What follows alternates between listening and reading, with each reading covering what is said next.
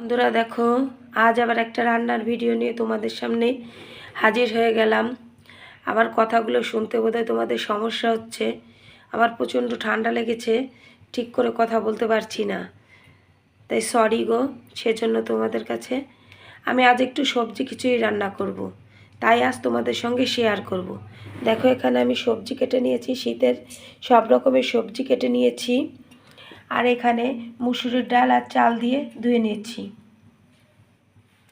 কড়াইতে তেল বসিয়ে দিয়েছি, তেলটা গরম হয়ে গেছে।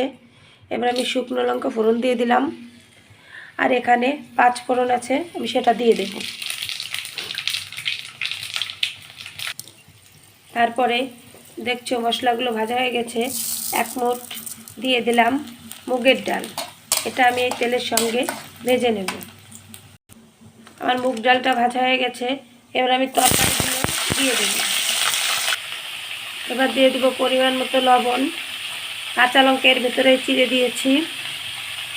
এরপরে দিয়ে দেব পরিমাণ মতো হলুদ গুঁড়ো, দিয়ে তরকারিটা সুন্দর করে ভেজে নেব।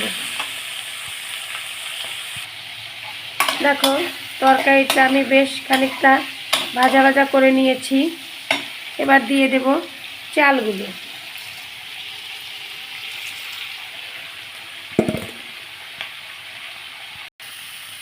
চালগুলো দিয়ে তরকারি আর চাল দিয়ে সুন্দর করে ভেজে নেব।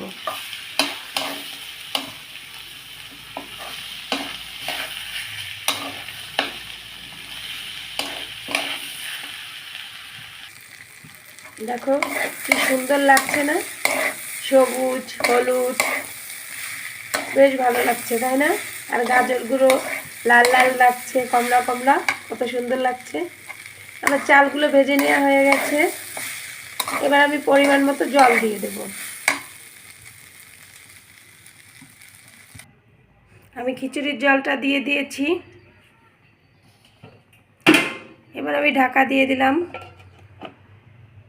এরপর জাল হোক সুন্দর করে। সুন্দর টকবক করে আমার খিচুড়িটা ফুটছে, মনের আনন্দে ফুটতে থাকুক।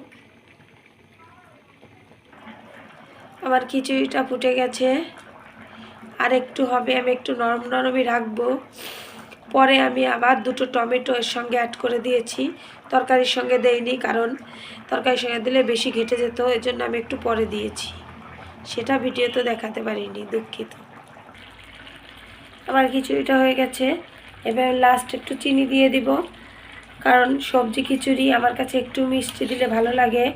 তোমাদের যদি পছন্দ না হয়, কারো ভালো না লাগে, তাহলে তোমরা একটা বাদ দিতে পারো, কিন্তু আমি দেই। দেখো, আমার সবজি খিচুড়িটা হয়ে গেছে। তোমাদের কেমন লাগলো? যদি ভালো লেগে থাকে তাহলে অবশ্যই একটু ভালোবাসা দেবে। সবার জন্য অনেক অনেক ভালোবাসা থাকলো। ধন্যবাদ। বাই।